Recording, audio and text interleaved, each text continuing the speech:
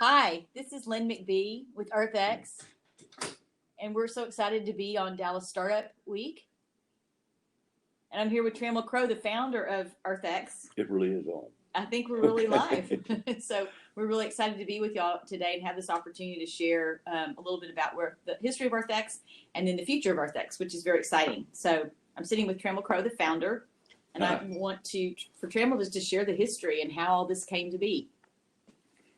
Nice to meet you all. I'm getting used to the format. So it sounds like there might be some comments on the side. There are some comments. That we can Hello. respond to. Yes, there are comments. Hello. Yes, pleasure to meet you too. Yeah, we haven't worked with the Startup Dallas group, but we feel like we've worked with a lot of startups. One of the programs that we've had at EarthX for about 4 years now is called eCapital Summit, and it's all about funding clean tech startups. Yep. And through the years, what's the impact of the eCapital Summit been? Well, I was wanting to say that. I haven't looked at this data, but the companies that have been at eCapital Summit at the EarthX on a 1 or 2 or 3 day period in April have gone on to find different phases of funding that's amounted to $500 million. Wow, $500 million.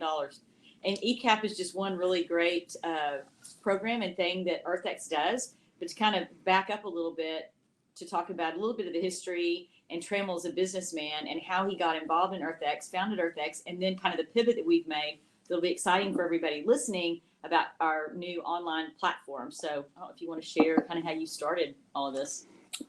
I have an idea Okay. where you want me to start. It's great. Yeah. First of all, I'll say that the environmentalism in work has always been really an important thing to me, and something that I always held in abeyance during my working career, and finally got involved in about 13 years ago. Garrett Boone from the Container Store and David Littman from Hotel.com approached me. It said they were hunting for people to join up and oppose an action taken by TXU when it was one company instead of Encore, Luminant, and TXU. And that was the application for permits to build 11 coal-fired plants. And it was, when you looked at the deal, it didn't make any sense. There's no way they could build that many coal-fired plants. So it's really something they wanted to do in order to have permission to build plants for the next generation or 25 years with an old technology. So these business fellows thought it was something that should not be approved by Rick Perry as governor of Texas. So we formed the Texas Business for Clean Air, our own little NGO, and went lobbying against it in the Texas Capitol, getting the support of about 200 business people in Texas, leading business guys in various cities around Texas. And sure enough, it was not granted. It wasn't Texas Business for Clean Air that achieved that, but market forces and various environmental groups like the Environmental Defense Fund and Laura Miller, who was mayor at that time. Mm-hmm. Yeah. So we finished that, wrapped it up, and disbanded. And I had my first experience in environmental work, so I decided to continue. And rather than doing an exhaustive search and try to figure out what a strategy would be for the rest of these years, I decided just to hold an Earth Day in Dallas. So I went down to the City Hall and found the people who were in charge of doing it, because there was a small thing that was a few corporations and really a small gathering. And they let us take the name and go do it. And we were Earth Day Dallas, and then we were Earth Day Texas. Yep. And surprisingly to me, when we became EarthX, it became very, very big. So the name really mattered. Yeah. through the years it's had, I guess Trammell just said 11 years ago. And I remember when he was starting it, and I thought, wow, he's getting ahead of himself as, kind of an oil and gas capital and being right in the middle of Dallas. And it really is something that through the years, he's been masterful in his team at bringing, it's been a Big Ten approach, bringing both sides together to really accomplish things for the environment. And so through the years, how many exhibitors did you have your last year? It was an enormous amount, and the convening power. Well, yes. we is now Lynn. Yes. Let's get this straight. We didn't Right. introduce ourselves. Yes, we did not. Yes. I've slogged through the beginning years, and Lynn really came about a year and a half ago. Yeah. And worked with us on a part-time basis. Yeah.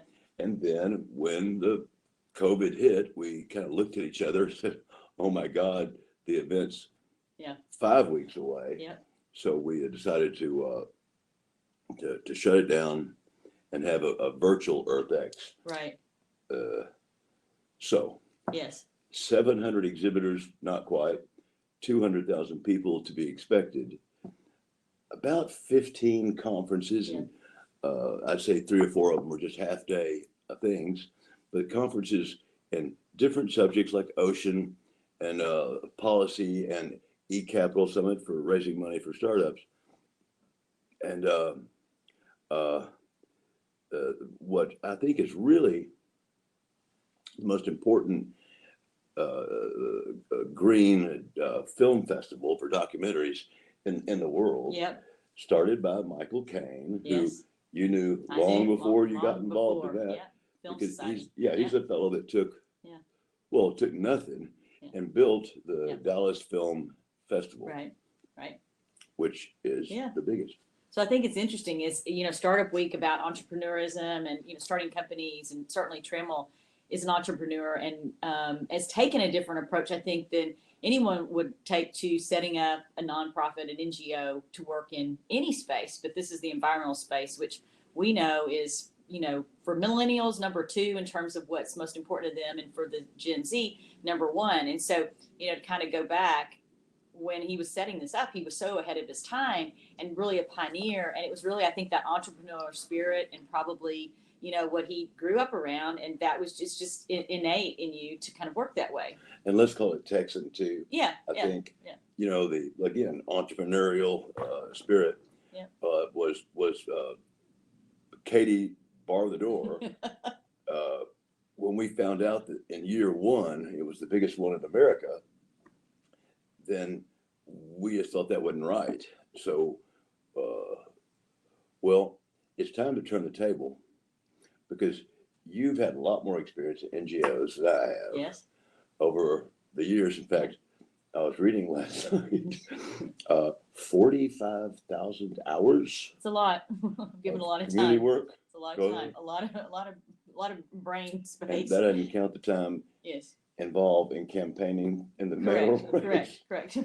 So how would you say that we differ from other NGOs? Yeah, I mean, the approach has definitely been, it's a Big Ten approach. And I think a lot of times in nonprofit work, organizations tend to focus on, which they should, not to get mission creep, just their mission and what, they're trying to accomplish. And Trammell has had a very open arm. I want everybody, very inclusive, very diverse, to come together to help, around sustainability and conservation and making us just basically have a clean environment. So I think it's really that Big Ten approach, and a very welcoming, come one, come all, let's all, get together to solve this problem. Now, one of the things that I have found challenging is that there were some unconventional ways of doing things where it's Trammell and his entrepreneurial spirit. There's a lot of yeses and a lot of things that are being created. And most organizations, I think, are a little bit more tightly bound and contained. But we're binding this a little bit and containing this a little bit now, just in terms of strategic plans and organizational charts and all of this stuff. What she's trying to say is we've done very little research over the years. We've not followed any models. No. We've not belonged to any type of nonprofit association at all. And we've really, all of this has been making up new concepts. Yeah. Yeah. all the entire time. Pure entrepreneurialism, but it is such a strong going entity. And I was looking at some of the numbers. We just recently put our deck together because Trammell didn't get to finish the sentence, but when we had to make the pivot for COVID, everything ended up going virtual and digital. And so after that, it begged the question, well, goodness gracious, we can have a huge impact. And from that week, I was just looking at the numbers, like 125,000 engagements and 1.7 billion impressions. So really a lot of people engaging with us and taking action, but a lot of people just eyeballs on EarthX. And so, it's a real huge platform. It's a Big Ten approach. It's got a lot of power behind it. And I'm going to let Trammell talk about this next iteration of where we're going with EarthX, because it's very exciting and something that everyone can engage in. Well, Lynn, we still have time on the clock. Let's tell them a little bit more about what it is. For sure. Yeah. We've, in a sense, we've taken the actual event and tried to go virtual with it. Let's talk about the actual event. Exhibitors, and sometimes that's a very low budget thing with a small NGO. But again, not having any model to really follow. We've had big corporations exhibit as well. In the halls, the beautiful old cultural section of the Fair Park. We've had conferences that can vary from closed conversations to open with public and professional and scientific to really high level stuff. Films have been for kids or special screenings at night with producers and directors having conversations afterwards. The banquets just aren't regular places to have dinner. We've brought in different types of environmental initiatives that have nothing to do with each other, and it has spiced it up. Yeah. Trammell likes a spicy debate, and it's right. it's that convening power. And I think through that friction and that energy, there's a lot of sparks, and there's a lot of excitement, a lot of things that get moved forward. So really have moved the needle on the environmental issues, especially raise the awareness here in not just Texas, but all over. I mean, internationally, the numbers and the reach. We had India and Germany. We have high attendance from people that are, attending to watch our things online. So we're reaching the globe and have partnerships all over the globe. So it's really exciting to be doing this work. And a lot of that was the hackathon. Yes, the hackathon. Well, maybe you can explain the hackathon. Yeah. So we're really excited about the hackathon. We've had it for 4 years. I don't think neither of us can really explain the hackathon. Well, I mean, I didn't grow up with a computer right next to my hip. I did know DOS, and I think it was Fortran is what we learned back then. Mm-hmm. But the hackathon, environmental challenges, companies wanting them hacked out, and then hopefully putting it into action. And so we've done it for 4 years. We've had a lot of people attend. We've had a lot of hacks. We've had a lot of winners. And it kind of begs the question, how many of those solutions were really put into action? And so I told Trammell this year, when we're putting this hackathon, since we're going to this digital platform, it'd be neat to highlight some of these things and really kind of follow through and make sure that it's not just about the action of, solving the problem, but how do you really put that problem that you've solved into action so that you're really making change? And so it's kind of taking it a step further. Nothing wrong with just hacking out the problem and having, thousands of people, and they've had thousands of people hack. And I think there was one story you told me about a group here, and it's a cute story. And this was something that actually did get effectuated. Yeah. Well, first of all, even the first year, yeah, students and non-students came to the event for actual hackathon from all over the country. And I, like I was saying last night, I think there was a fella that hitchhiked from Alaska to come hack. And it was a 36-hour thing, and they had the sleeping bags in the back. But last time, which was in 2019, there was a group of hockey daisies from Hockaday. Yeah. I think they were in the 10th grade, and their mother had to drive them and drop them off down at the fair. Right.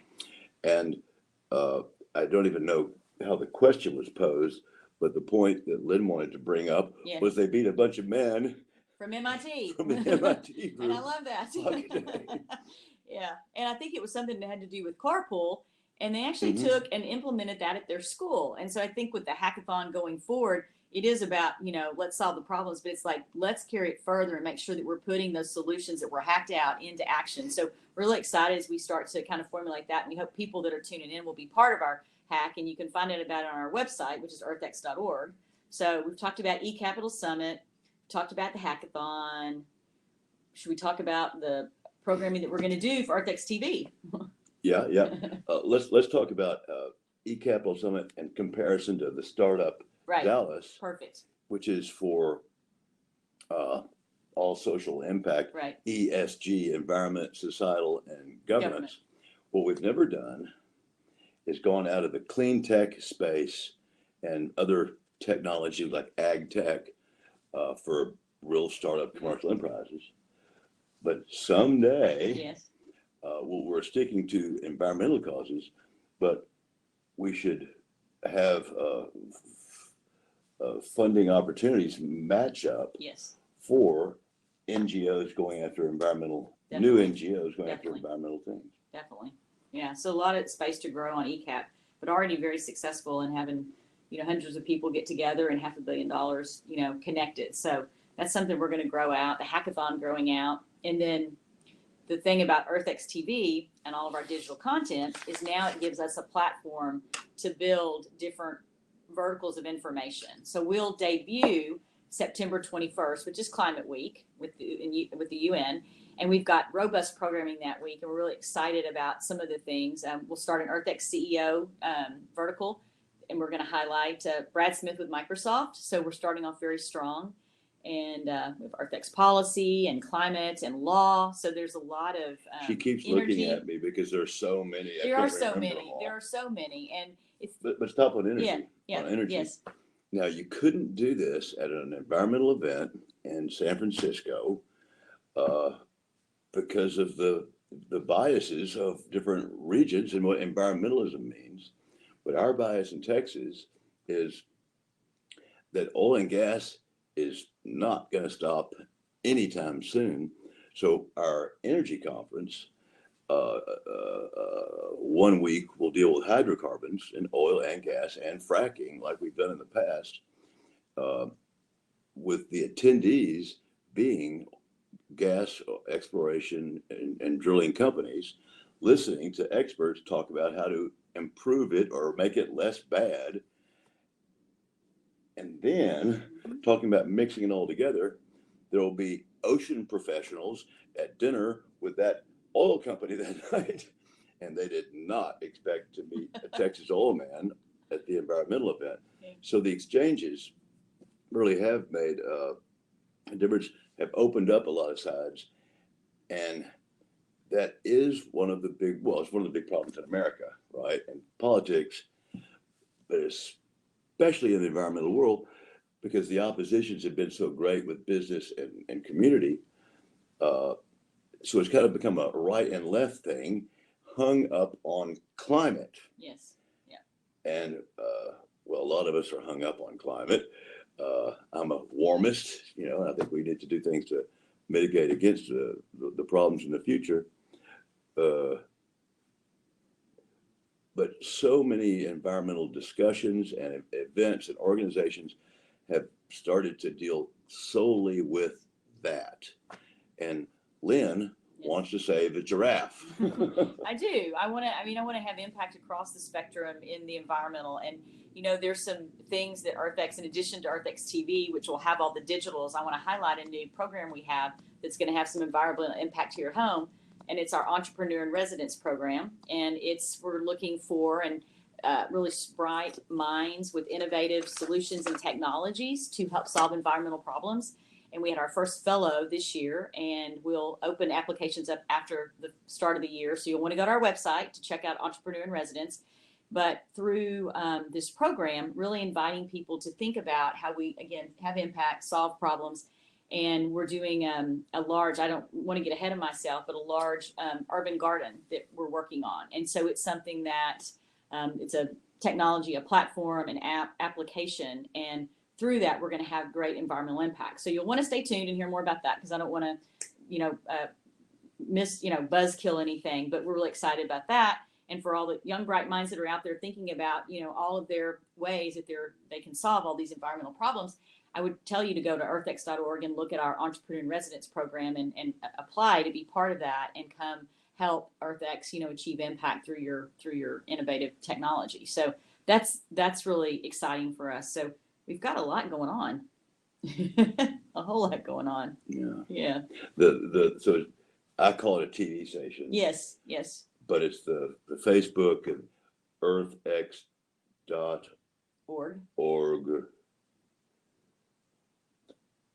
I thought there was a different address too for the program. /.tv. Could be. Yeah. I looked at that, but yeah. And you talked about how it's starting on Climate Week, September 21. And these things will be on demand and streaming and so forth. Correct. But new programs will be coming out for sustainable ranching, sustainable farming, sustainable forestry.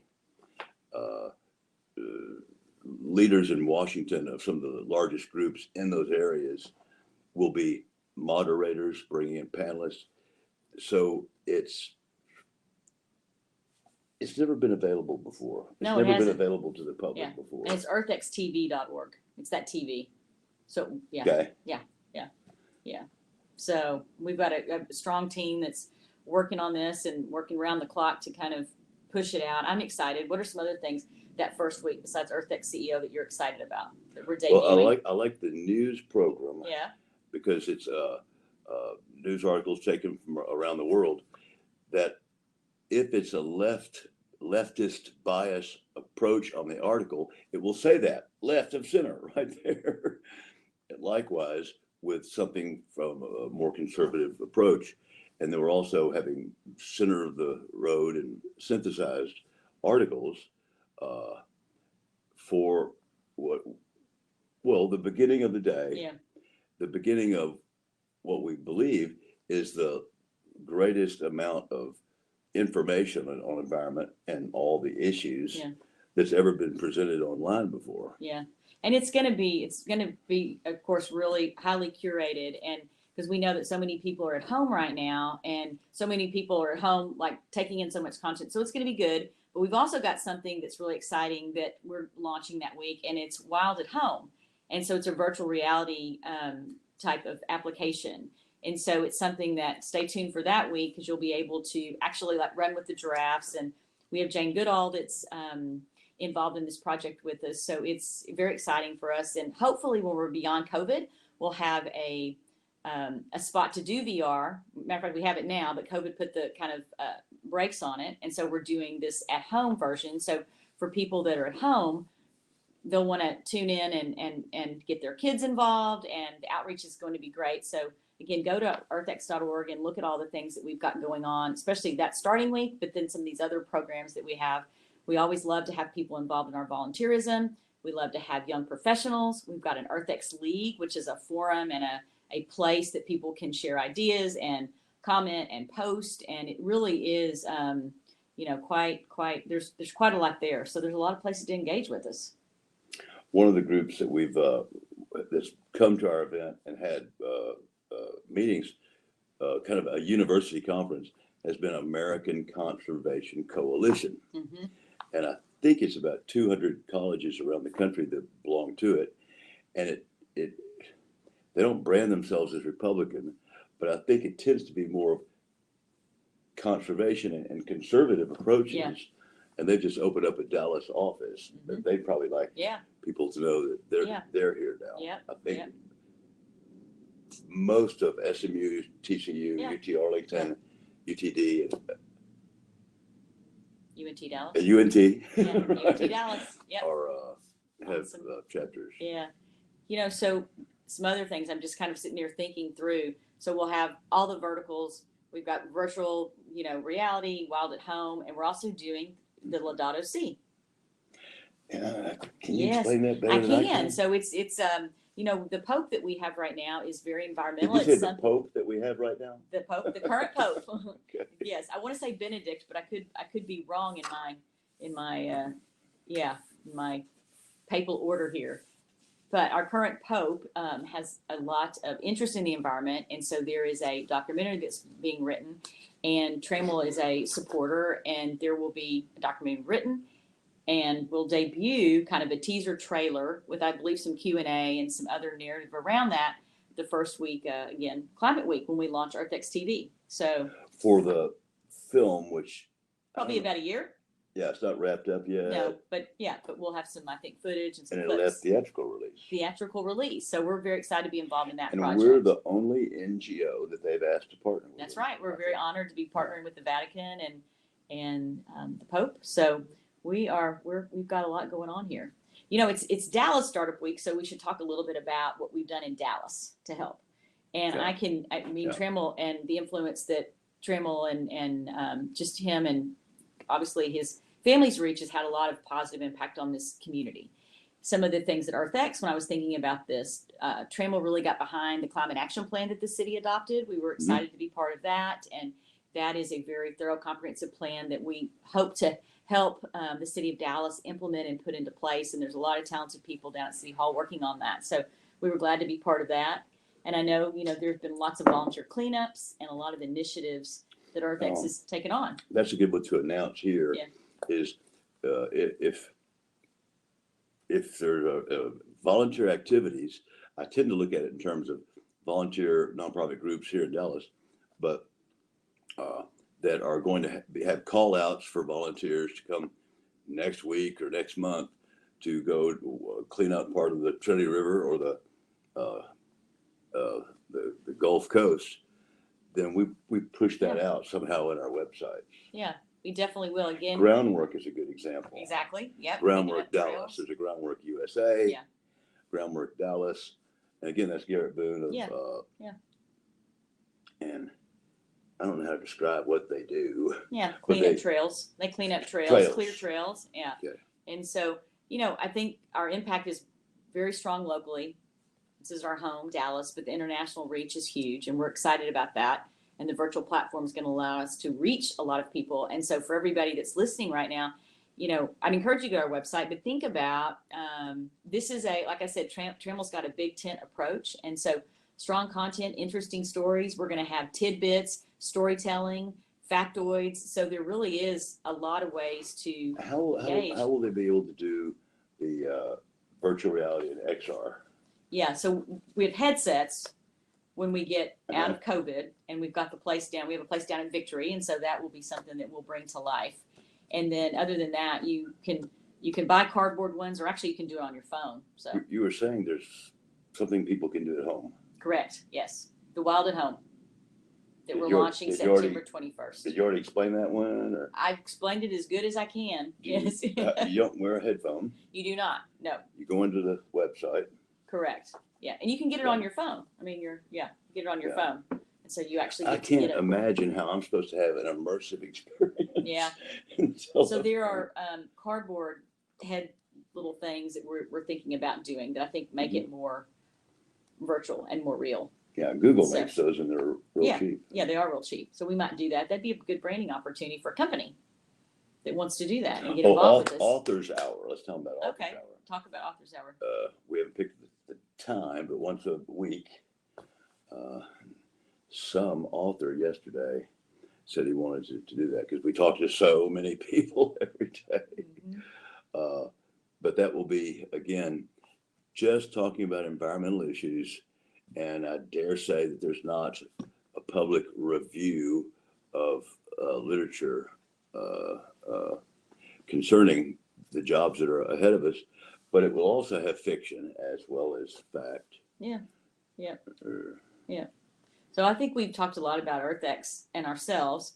So I'm going to ask you kind of some opinion questions. Okay. Yeah. So what would be, do you think, one of the best environmental businesses to start today? Oh, that's a tough one. It's a tough one. I would say one of the best type to start because it's not a huge capitalization. It's not, highly technical expertise. Is to go into service businesses that aren't green today. And a laundry is an example of one. Yeah. Or even retail, stores that just really going with authentically sustainably produced product, uh, green services.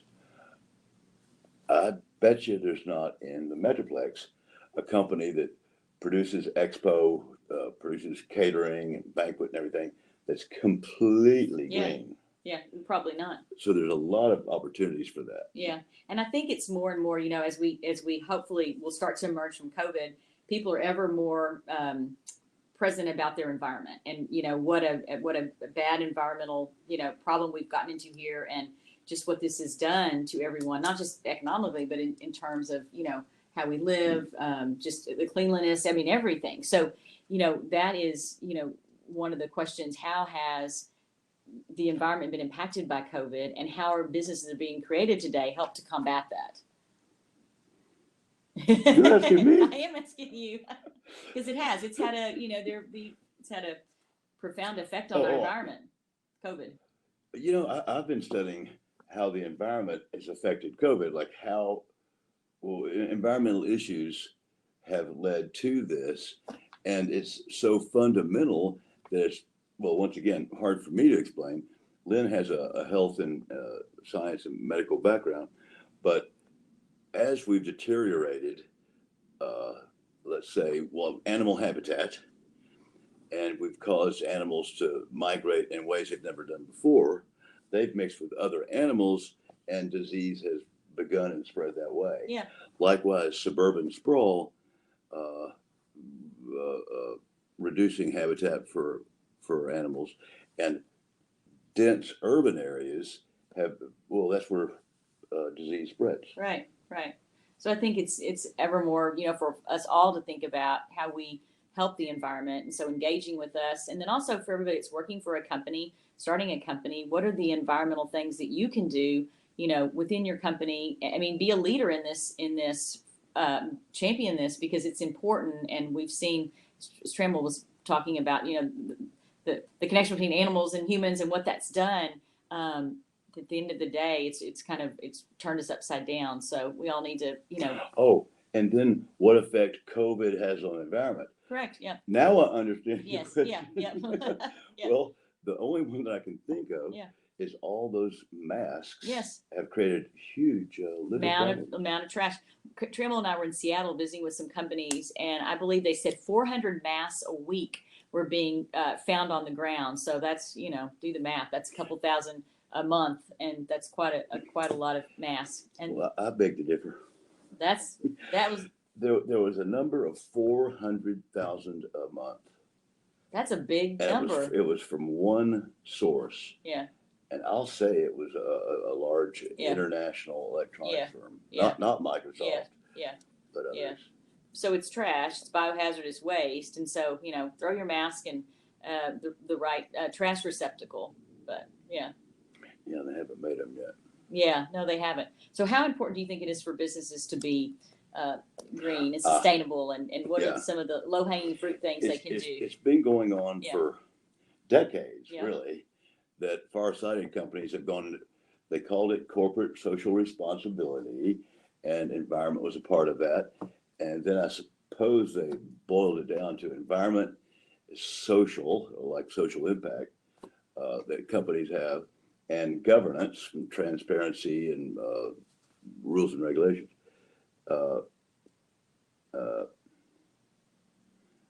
What was the question? How? Yeah, how in terms of what are some kind of low-hanging fruit things that companies can do? Corporations. And corporations, sorry. Yeah. Well, internal policies, real easy. Recycling, green buildings, turn the lights off when you leave your room, like I keep telling my daughter. Yeah. Internal things, but then it'd be different from each corporation as to what they're doing. Right. But the bottom line is the payoff for it is so great. Yep. That study we were looking at the other day. Yes. So across the board, golly, they were talking about something like a 4 or 5% return, right, higher than companies in the same industries Right. that weren't following basic ESG practices. Right. So it wasn't just environment. Yeah. It's ESG across Right. the board, corporate responsibility across the board. Right. And it just made common sense that if you're doing it right, you're being transparent, and you're treating your people right, you'll have a more profitable company. No doubt. People want to work for a company that they believe in, that has good sustainable practices and is a good place to work. I'm reading some of that. There's a horrible kind of shadow here, but I'm starting to read some of the feed we have. And so Michael Kane, thank you for listing some of the things that we are going to be hosting and launching with the week of Climate Week. And then also want to thank John McCarley, who has said that Savory Catering is a great restaurant. So that's wonderful. We love to hear about all these things and connect with. And then I love what Yvonne has said about everybody's business plan should have a section on how they plan to be green. I think that's awesome. And it's interesting in all the things that we've been reviewing recently and kind of reading and studying up on. It is an issue, the number one issue for Gen Z and number two for millennials, but it's also the places that foundations and the importance that they're starting to place on environment and giving in that sector. But also corporations, was it something like 98%? It's like their most important issue that they know they have to get on board with and do. Mm-hmm. So I think to improve on because correct. There's been such a There's been such a gap, and I think they know if we're going to have bright minds that care about the environment, we've got to get our house in order. And a lot of them have gone into it, you could say, for the wrong reasons, because they realize, whoop, we're actually our customers are being lured away. Yeah. And if some people say you've got to get into it for the right reason, but if it, what did Chairman Mao or Deng Xiaoping used to say? If it catches, if a cat catches white mice or black mice, doesn't make any difference as long as it catches mice. Nice. Oh, there you go. Yeah. So I think we're excited to be doing this work. Trammell's been doing this work for a long time and really built something phenomenal here. And, we've told you about our ECAP, which is an exciting kind of innovative startup. We talked about hackathon. We've talked about entrepreneurship and residence program. We've talked about you can be a volunteer. Our launch with EarthX TV, which is really, really exciting. And kind of the adoption and the acceptance that everyone is just really excited for us and wanting to partner with us. And so, it's just a real. So we can make a call out for the volunteers we need. Yes, we do. We're out hunting for volunteers. Yes. One would be to read children's stories on audio or video. And plenty of children's stories that have to do environmental things, including, cuddly little teddy bears. So readers, we need people to recite green poetry that we'll have at different times, and to read passages of things besides children's stories like Henry David Thoreau and Walden Pond. We need readers. Yes, we do need readers. We need readers, and if we ever go live again, we'll need greeters. So there's a lot of needs that we have. But we do have, again, we have our young professionals group. We are going to be launching a membership group. And so if you want to be a member of EarthX, stay tuned for that. That's going to launch, I believe, the week before. So we're coming up upon that. So I'm going to say it's going to be Climate Week also, because I'm looking at my calendar. And it might be the week before, but doing the math, it might be the week of that we're going to have a membership program that's going to have a lot of ways that you can engage with us and some kind of special opportunities and some swag. Everybody loves swag. And one of the coolest pieces of swag that we have is a couple things, a marble, but I want to talk about the comic book because we are bringing this comic book to life. This is something that will also be debuted the week of Climate Week. And so talk about the comic book and just kind of your love for I'm into comic books. and I'm into history. So there's never been a comic book done to explain what Earth Day is or how it came to be, which is just really a part of the environmental movement in the United States of America. So we've got one. It's your regular 30 pages. Artwork's really great. But it brings in Teddy Roosevelt or Rachel Carson, who wrote Silent Spring and rose people's attention to the problems of DDT in the 50s. It brings in FDR and the environmental policies that he started, or Jimmy Carter. You know what? that was after 1970. Yep. So it didn't tell the 76. story about how Jimmy Carter put solar panels on the White House Yeah. and Reagan took them off. Yeah. But we haven't come that far. Yeah, right. Yeah. We haven't gotten the second comic book. Yeah, exactly. If you don't know history, you're doomed to repeat it. So there aren't enough materials for secondary schools and high school levels about environmental issues, at least in Texas schools. Yeah. And there are in Massachusetts schools. Yeah, for sure. It definitely the environmental movement on the East Coast and the West Coast is a much hardier, much more kind of forward-thinking, progressive, and just some innovative way of going about. But I think with Trammell and all the things that we're building here that are part of EarthX and this new direction that everybody can engage with, we're excited. We're gonna give them a run for their money because, as you say, if Texas turns even a light shade of green, right? America turns dark green. That's right. So we've got to. Let's just talk about that for a minute because we have voters out here. Yeah. Our state is one of the most important states in the United States.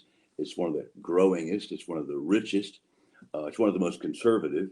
It's the most important energy state for fossil fuels and oil and gas. Also has more wind power than any state, produces more wind power than any other state in the union. It's the only state in the union that has its own electrical grid. All the rest of the United States is connected in two major grids. So that's just kind of background information. Because of our vested interests in the oil and gas industries, and because of conservative attitudes, and a much greater population that does not believe in climate science, and I've learned long ago not to hop in that debate, but on the other hand, we do have a collective, a captive audience here. We do. Different opinions on climate. Texas has been one of the least environmental. You can still drive pickup trucks on the beach down at Corpus or whatever, states in the union, and it's held back the rest of the country on political policies having to do with conservationism, quality, air quality, pollution, potable water, lead content in the soil, and all these things. And we're transforming and growing. But when someday we start having more voluntary corporate practices and people stop throwing their beer can out the car window as much as we do, when Texas becomes light green, and much of that really has to do with legislation, state legislature, and your congressman and your senator, when that happens, we'll be a better place and a more environmental state. The point is, to the extent that America has, Texas has prevented national legislation in certain areas, when it becomes to loosen up on that and becomes light green, the effect on the United States is going to be so great. There's parts of the United States that would turn. I don't know what green overload is. Yeah. I don't know what that looks like. I was thinking about some deep shade of blue. Yeah, exactly. But so green, the United States would really, really respond and follow the leadership of Texas, partially, and then the leadership and the influence that we have had on the other parts of the world for economy, for culture, for lifestyle practices would emulate America. Yes. So what we're trying to say is we here in Texas, you here in Texas, really do have an international influence. Yeah.